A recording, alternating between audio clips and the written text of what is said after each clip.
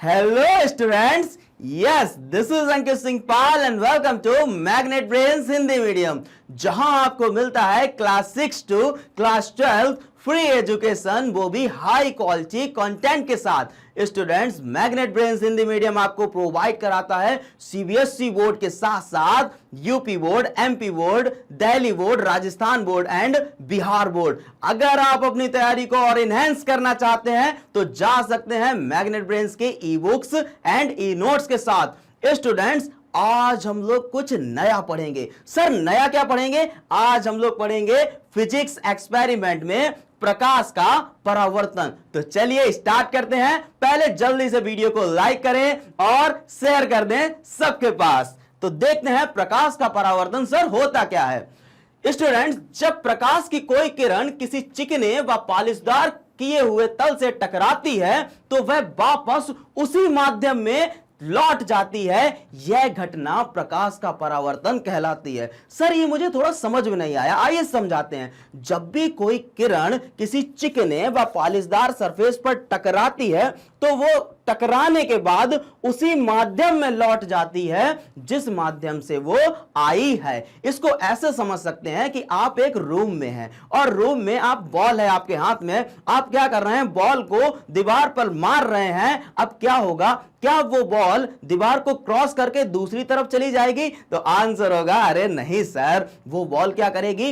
वापस टकरा के उसी रूम में लौट आएगी। मतलब जिस रूम से गई वो उसी रूम में वापस आ गई। ऐसे ही जो कोई किरण है अगर चिकने पॉलिशदार सरफेस पर टकराती है तो टकराने के बाद वो उसी माध्यम में लौट आती है। स्टूडेंट्स, इसी सिद्धांत को बोलते हैं प्रकाश का परावर्तन। प्रकाश का परावर्तन के दो नियम होते हैं। कितने नियम होते हैं? दो नियम होते हैं। तो सर बता दीजिए कौन कौन से दो नियम होते हैं। आइए जानते हैं वो दो नियम। ओके स्टूडेंट्स, प्रकाश के परावर्तन का नियम।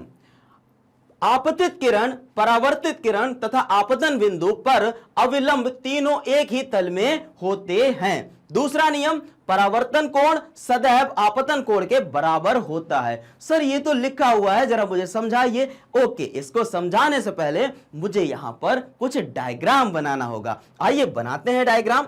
स्टूडेंट्स, मान लेते हैं ये हमारा एक चिकना पॉलिशदार सरफेस है। यहां पर हम लोग मान लेते हैं ये एक शीशा है, मतलब एक मिरर है। क्या है? एक मिरर है। इस मिरर में यहां पर कोई एक बिंदु रख देते हैं। यहां पर क्या करते हैं स्टूडेंट्स, हम लोग एक लाइट डालते हैं। क्या डालते हैं? एक प्रकाश डालते हैं। उस प्रकाश को हम लोग क्या बोलेंगे? आपतित किरण। आपतित किरण का मतलब होता है इंसिडेंस लाइट रे। हम लोग यहां से एक लाइट रे ऐसे करके आ रही है। जैसे ये लाइट रे इस चिकने सरफेस से टकराएगी तो ये तुरंत क्या होगा? क्या ये सरफेस को पार करके नीचे आ जाएगी? तो बोलोगे नहीं, ये क्या करेगी? ये इधर की तरफ चली जाएगी। मतलब जिस माध्यम से आई है उसी माध्यम में वो लौट जाएगी, लेकिन कोण चेंज हो जाएगा, एंगल उसका चेंज हो जाएगा। तो ये किधर की तरफ चली जाएगी? ये कुछ इधर की तरफ चली जाएगी। इसको क्या बोलेंगे? इस वाली किरण को क्या बोलेंगे? इस वाली किरण को बोलेंगे आपतित किरण। क्या बोलेंगे? आपतित किरण, जो कि है इंसिडेंस लाइट रे। और ये जो रिफ्लेक्ट हुई है, जो उधर की तरफ गई है, सर इसको क्या बोलेंगे? इसको बोलेंगे परावर्तित किरण, मतलब रिफ्लेक्टेड लाइट रे। समझ में आया? सर ये जिस पॉइंट पर टकराई है इस पॉइंट को क्या बोलेंगे? इस बिंदु को क्या बोलेंगे? इसको बोलेंगे आपतन बिंदु। क्या बोलेंगे? आपतन बिंदु, जिसको इंग्लिश में बोलते हैं पॉइंट ऑफ इंसिडेंस। अगर हम इस पर लंबवत डालें, क्या डालें? लंबवत। तो किसी भी सरफेस पर लंबवत डालेंगे कुछ इस तरीके से होगा, तो हम इस पर क्या डालते हैं? लंबवत डालते हैं। तो ये जो लाइन है इसको हम लोग बोलेंगे, क्या बोलेंगे हम लोग? अविलंब। क्या बोलेंगे? अविलंब। तो ये जो डायग्राम बना है ये डायग्राम रिलेट है, किससे रिलेट है? प्रकाश के परावर्तन के नियम से रिलेट है। तो ये वाली बिंदु क्या कहलाती? ये वाली किरण क्या कहलाती? हमारी इंसिडेंस लाइट रे, जिसको हम लोग हिंदी में क्या बोलेंगे? हिंदी में हम लोग बोलेंगे आपतित किरण। और ये वाली जो लाइट रे इसको क्या बोलेंगे? इसको बोलेंगे रिफ्लेक्टेड लाइट रे। सर इसको हिंदी में क्या बोलेंगे? इसको बोलेंगे परावर्तित किरण। और ये जो है इसको क्या बोलेंगे? इसको बोलेंगे नॉर्मल। क्या बोलेंगे? नॉर्मल। इसको हिंदी में लेकिन क्या बोलेंगे? इसको हिंदी में बोलेंगे अविलंब। और ये जो पॉइंट है इसको बोलते हैं हम लोग पॉइंट ऑफ इंसिडेंस।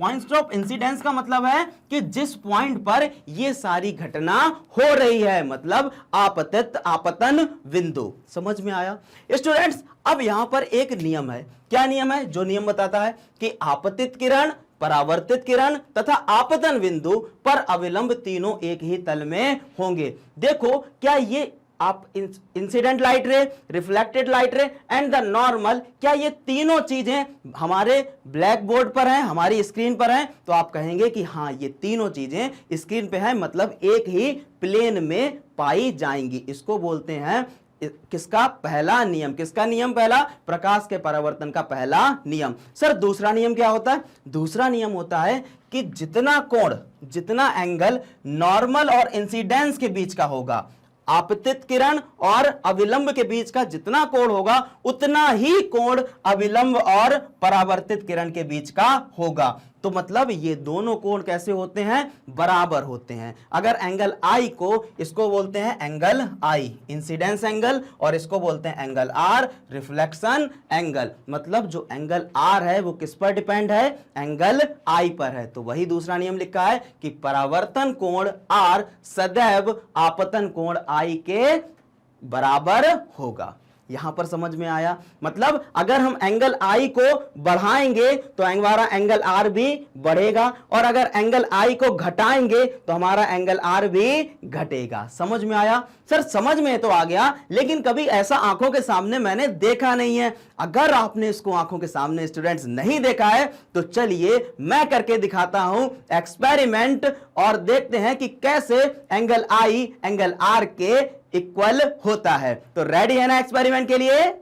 तो स्टूडेंट्स करते हैं एक्सपेरिमेंट। यहां पर मैंने क्या लिया है? एक मिरर लिया है और कुछ इस लाइट को दिखने के लिए मैंने धुआं लिया है। यहां पर अगर आपको दिखे तो ये वाली जो लाइट रे है जो मैं डाल रहा हूं, ये लाइट रे कैसी है? इंसिडेंट लाइट रे है, जिसको बोलते हैं आपतित किरण, और जो रिफ्लेक्ट होकर ऊपर की तरफ जा रही है इसको बोलते हैं परावर्तित किरण। तो ये जो परावर्तित किरण है वो किस पर डिपेंड है? वो आपतित किरण पर डिपेंड है। जैसे जैसे मैं आपतित किरण का कोण को चेंज करूंगा वैसे वैसे देख सकते हो परावर्तित किरण का भी कोण चेंज हो रहा है। थोड़ा मैं कोलाइडल सॉल्यूशन बना देता हूं जिसको आपको आसानी से लाइट दिख जाए। देखिए जैसे जैसे मैं एंगल आई चेंज कर रहा हूं वैसे वैसे ही एंगल आर भी चेंज हो रहा है ना? तो यहां से आपको समझ में आया कि जो एंगल आई है वो एंगल आर पर डिपेंड करता है, और एंगल आई एंगल आर जो होता है ना वो दोनों इक्वल होते हैं। जैसे जैसे मैं एंगल आई को चेंज कर रहा हूं वैसे वैसे एंगल आर भी चेंज हो रहा है।